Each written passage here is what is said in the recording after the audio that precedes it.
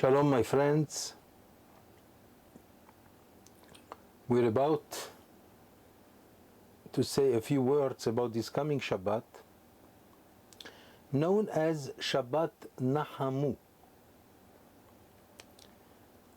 the Shabbat of consolation, the Shabbat of comfort. Why is it that we call it this way? Because we are going to read the Haftarah. After the reading of the Torah, we will read the Haftarah in the words of Isaiah on chapter 40, which begins with the words, Nachamu, Nachamu, Ami. My people, be comforted. Be comforted. Twice the words Nachamu. Daberu al lev Yerushalayim v'kir'u eleha. Speak to the heart of Yerushalayim and call upon her. Ki male'at seva'ah, because proclaim to her that her warfare has ended. Ki nirtza avonah, because her sin has been pardoned finally. Ki lakecha miyad Hashem kiflayim bechol chatoteha, because she has received from the hand of God twice as much punishment for her sins. Now we understand that that's the reason why we begin with the words Nachamu, Nachamu. Twice the word Nechama, which means comfort, consolation. Like we console someone who has lost a parent. Well, the Jewish people are amazing. Why? Because it's unbelievable. Only last week we had Tisha B'Av, the 9th of Av, last Shabbat. And 3 weeks before, those were the 3 weeks that are not the best weeks of the year. They are the weeks in which the Jewish people is told to be careful, it's more dangerous. We cannot get married, we cannot eat meat and drink wine, at least from Rosh Chodesh Av. And all these days were known to be days of stress, if not despair. And then, on the day of Tisha B'Av itself, or the day after Tisha B'Av, begins a new time, a time of consolation, a time of happiness. How is it possible to come out from a tunnel of darkness into the light so quickly? Unbelievable. Perhaps this is the secret of the Jewish people. What is the secret of the Jewish people? As I have mentioned many times, the Jewish people is proving to the world that it is the special people selected by God Himself. Since the time of Abraham Avinu, our father Abraham, God has chosen the future nation, Israel, to be His favorite nation. But to be a favorite of God does not mean to have an easy life. On the contrary, as our sages said, that God is more scrutinizing the deeds of His closest, those whom we call righteous. And the prophets call us ve'amech kullam tzadikim. And the nation of God, all of them are righteous. Are we all righteous? We are not. But in general, the Jewish people, compared to the nations, is a nation of more compassion. It's a nation of more shyness. Those were the 3 gifts that God gave to the Jewish people. Baishanut, shyness, to be shy. ורחמנות, to be more compassionate, וגומלי חסדים, and to deal with kind deeds, kindness, loving kindness. Now, it is very possible that many of us, many of the Jewish people, will not portray such a marvelous description. But compared to the nations, even the nations admit that the Jews are more compassionate. Even the Arabs, who are our enemies, and they keep murdering us day after day. They themselves they know if they fall in the hands of the Jew, they will receive proper treatment, compassionate treatment. There is no cruelty by the Jewish people. Sometimes we have to be cruel, like the previous, the old Prime Minister of Israel, Golda Meir, a woman. When she was the Prime Minister of Israel, she said, we can forget and forgive everything to the nations what they have done to us, but we cannot forgive those nations who have compelled us, forced us to kill them to defend ourselves, because we are not a nation of killers. But imagine for 1 minute a Jew who goes into a place, let's say Ramallah, among the Arabs who hate us. Today, thank God, there are some other Arab countries who are more tolerant with the Jew. But forget about establishing any Jewish establishment there. Not in Saudi, not even in Egypt. But try to go in the place where those Arabs who, with their terrorists and everything and Hamas, go to Gaza, the Jew will be forfeiting his life. And it is guaranteed. They'll kill him. So that's how we can show the equation between the Jewish people and the other nations. The other nations today, we cannot point at anyone except in the past. Germany and all the nations since the time of Rome and since the time of Babylon. We have been persecuted all the time. That's cruelty. We never showed any cruelty. Of course, some people will say that Yehoshua, in the time of Moses, he is the one who led the Jewish people into the land of Canaan, the land of Israel, and when he conquered the land, he killed several nations. But that's something else. Those are the words of God. But the Jewish people itself is known for its character. You can trust the Jew, no matter how much they say about us, but we know, and they know the truth. So the Jewish people are the closest to God.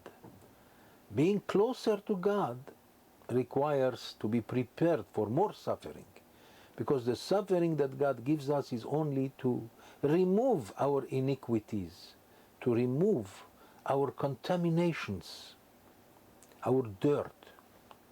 That's why we suffer, because He wants us to be close to Him, and to be close to Him you have to be clean. But the Prophet calls us ve'amech kulam tzadikim, all of them in general. When you take the Jewish people in general, the Jewish people is known as the righteous people. And why not? So, and here we see that the Prophet himself, Isaiah, says, Ki lakecha kiflaim bechol chatotea. We have suffered double the amount of punishment that we deserve. Again, why?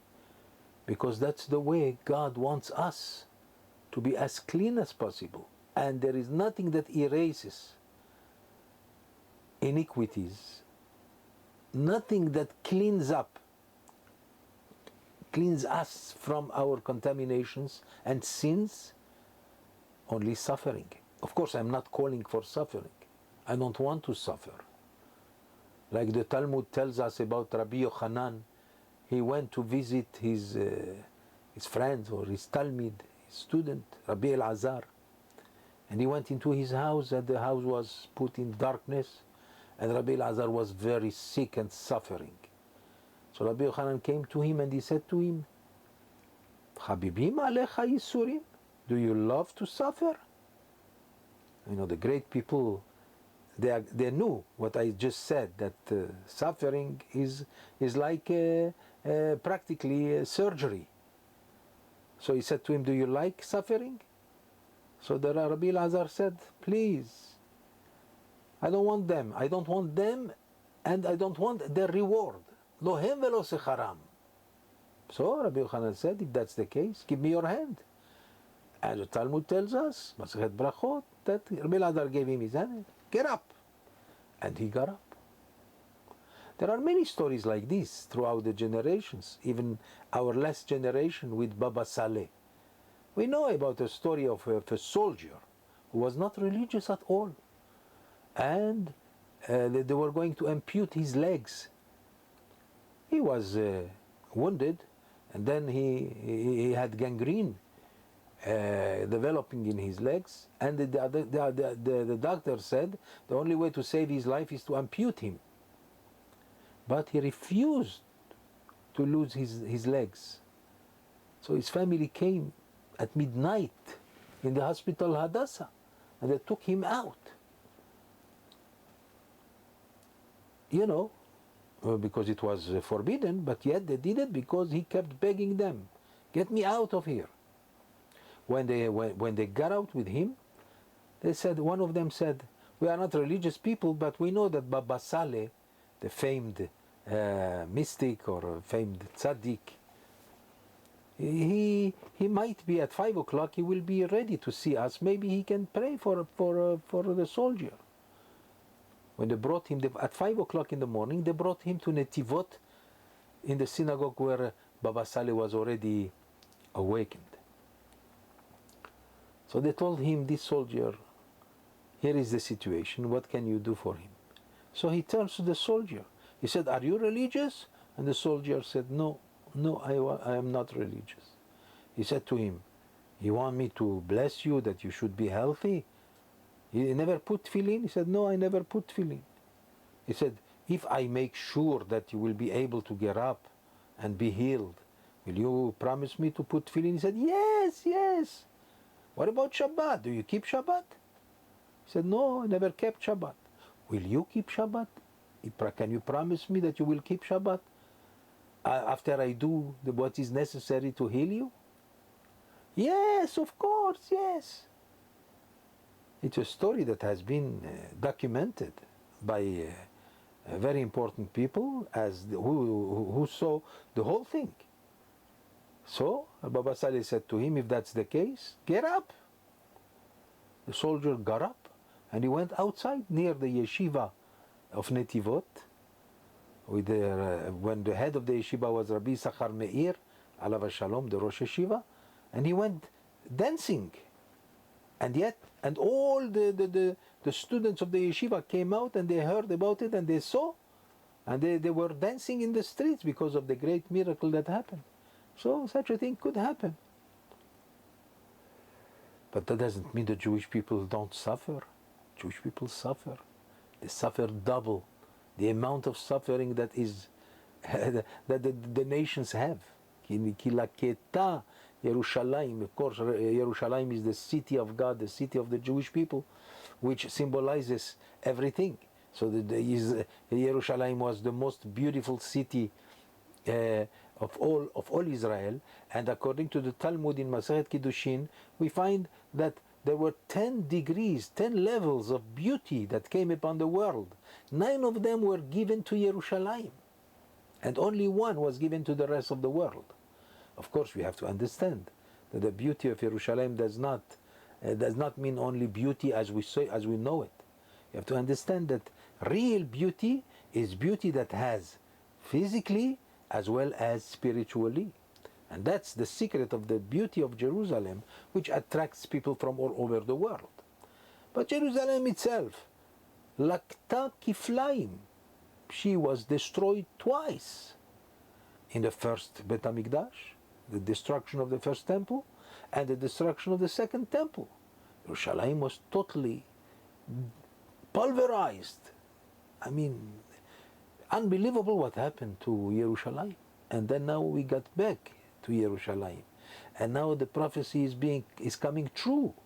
The prophecy is that Jerusalem will be rebuilt.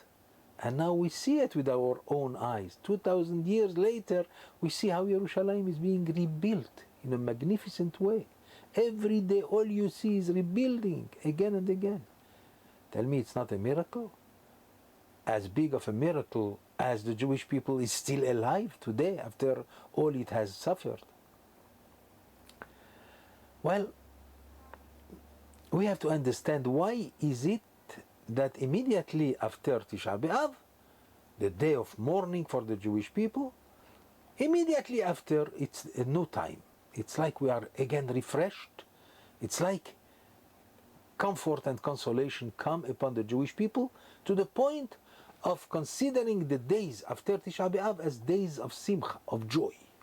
In fact, Tu B'Av, the day of the 15th of Av, just 6 days after the 9th of Av, the dreadful day, right? 6 days later is a day of one of the days that are the happiest in the history of the Jewish people.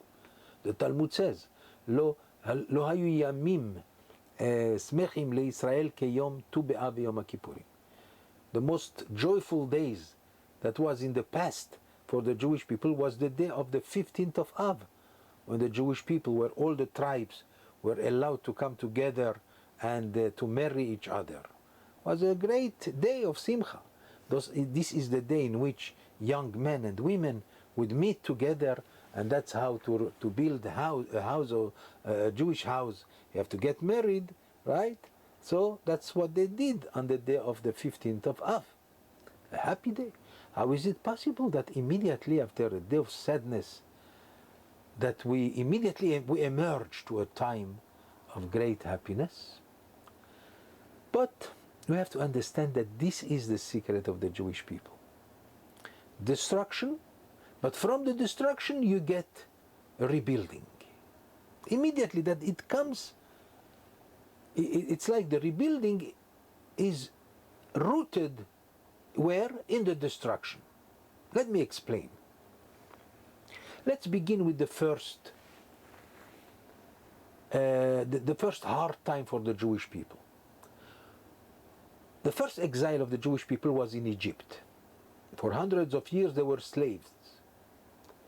And then Moses came and Aaron, and they brought the salvation from God.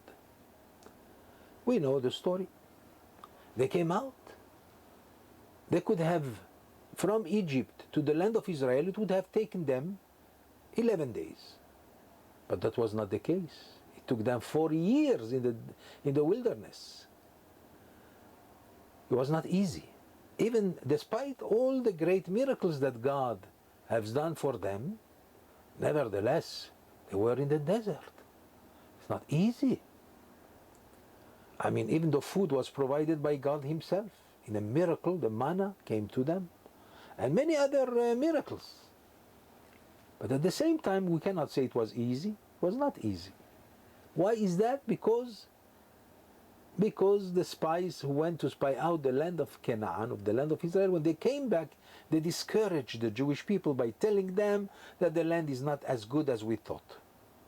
So it says in the Torah, "Vayivku ha'am b'layla hahu." In that night, when the spies came and delivered their negative report, the Jewish people were crying. So God became angered. He said, "What? You're crying for nothing? You didn't believe me when I told you that the land that I will give you is the land of milk and honey? Well, you cried this night. This night will be always a night of crying." That was the night of Tisha B'Av. And then what ensued was the fact that they remained in the 40 years in the wilderness until the last of them died of all those who came out from Egypt. Only their children and grandchildren were allowed to go into the land of Israel. So that was a terrible and harsh situation. But at the same time, we have to understand that from that was formed the Jewish people as we know it. Number one, the Jewish people was supposed to be different than all the nations, which means separated from the nations. As it says in the prophecy of Bil'am, Am levadad ishkon. The Jewish people have to be separated. To be separated is not easy. Don't forget, we have been hated by the world just because we are separated from them. In the way we eat, in the way we live. But at the same time, it had to be the nation of God, you have to be different than all the nations. But first you have to exercise that. So, in the wilderness, they learned to be by themselves, which means separated from all the nations. Number two,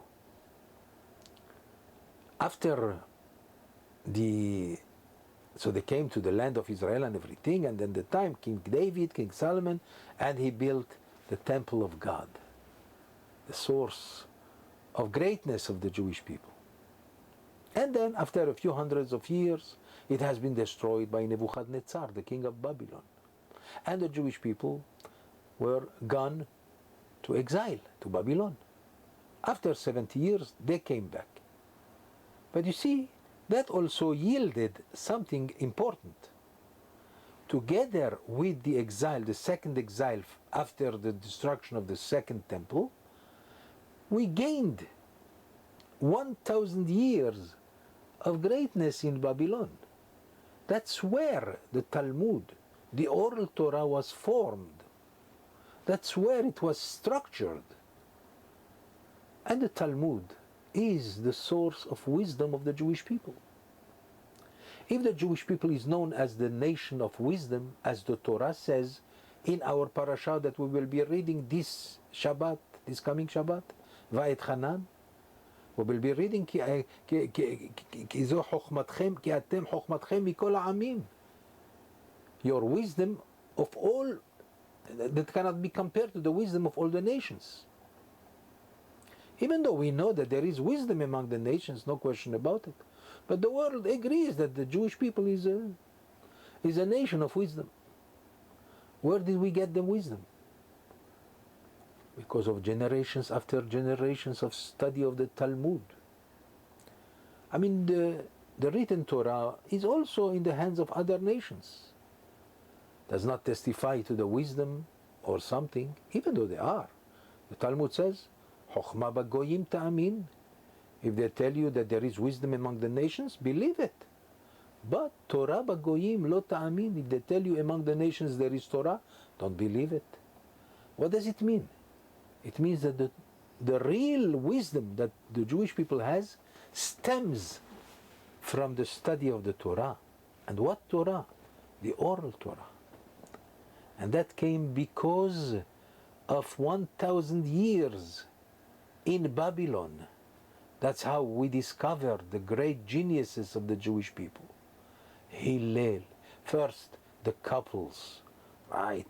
You have Shimon HaTzadik, you have Antignos Ish Socho, and then you have Hillel and Shammai, and then comes Rabbi Yochanan ben Zakkai. Of course, these great names were still in the land of Israel before the destruction of the second temple.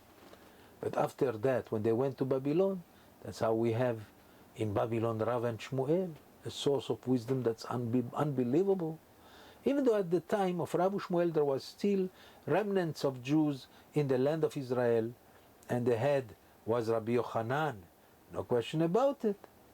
But at the same time, in Babylon, we see that the source of the real wisdom of the Jewish people. After Rav Shmuel comes Rav Huna, Rav Chizda, and then you have Rabba and Rav Yosef, the third generation of the sages of the Talmud. And then you have Abaye and Rava, the famed and legendary geniuses of the Jewish people. Of course, with all their Talmidim and all the thousands of students that came. And then you have finally the fifth generation of the time of the Talmud was Ravina and Rav Asher. And then began a time of the Geonim, of the great Geonim, Rabbi Saadia Gaon, Rabbi Sherira Gaon, Rab Achai Gaon, Rab Hai Gaon, and others, of course. And then began the time of the Rishonim, with the Rif, Rabbi Yitzchak Al-Fassi. You have Rashi, the great commentator on the Torah. You have the great ones, the commentators on the Torah, the Ibn Ezra, and so forth. Rambam, Maimonides himself, Ramban, Rabbi Moshe ben Nachman, and go and further into the generations up to our generation. It's all because of the exile. So the exile itself, while it was destructive for us, difficult, but at the same time, it brought with it a tremendous blessing. How else would we get the Talmud Babli, which is the source of wisdom of the Jewish people, if it was not for the exile in Babylon? Even if you go up to 1492, I mean, for a long time, for at least 500 or 600 years or even more, was the era of the Jews in Spain. It was formidable in wisdom, in poetry, in riches, everything, until Isabella and Ferdinand came in 1492 and forced them into exile, unless if they converted to Christianity. And that's how almost 1 million people came out from Spain and dispersed all over Europe. Many of them went to Turkey, many of them especially went to Morocco. That's how we got other geniuses. So we get something, not just something, but something extraordinary. From our suffering, we get a blessing. So now you understand how Tisha B'Av, the day of destruction, from it came out a day of salvation, a day of happiness. That's why we have Nachamu, Nachamu Ami. The time of Nechama, the time of comfort, comes immediately as a result of the day of mourning for the Jewish people. Unbelievable. But that's exactly the secret of the Jewish people. The secret of the Jewish people and its existence is because we were able to maintain ourselves, to remain stoically with Judaism. No matter how much we suffered, we came out always with more development, more wisdom, even up to our days. In the last maybe 100 years ago, when with the Brisk family, which gave us such geniuses, how to study the Talmud. The people of the ghetto also, for 300 years, they were put in ghettos, which means not allowed to mingle with the non-Jews and not allowed even to practice many kinds of professions. And that's how they developed the study of the Talmud. So here is another example that from destruction you get rebuilding. That's the secret of the Jewish people. That's why, because we suffered so much, we deserve a good consolation. We have suffered twice, like kiflaim, double, the amount of punishment that we deserve. So we deserve a redemption that is double, in happiness, in joy. In the coming of the Mashiach, perhaps in our days, we can hope for it. There is a chance, because we are back in the land of Israel. We are back with Yerushalayim. Of course, we are still harassed by our enemies and even the rest of the world. But we make it. We made it with nothing. We will make it now that we have much more possibilities. We will make it, and how? We can say that the time of the Mashiach is very close. The time of the redemption is coming. Yet, many Jews have to understand that and to come back again to God, because God does not give up on any of His children. Even those who have forsaken Him, they will ultimately, they will come back. The Rambam in Hilchot Teshuvah, on chapter 5, he says, everyone is going to do Teshuvah. It's going to, every Jew will come back again to the life of the Jewish people when it was all with its Torah and its wisdom, its halakha, whether this will become with the land, if Israel will become a country of halakha, probably not in the way that people think. It will become, it is soon going to become a country of based on halakha, on Jewish law. But it will be always according to the nature of the Jew, kindness and understanding, and more than anything, patience, because the Jew will come back, Be'ezrat Hashem. Let's pray together that it will come soon in our time. Amen.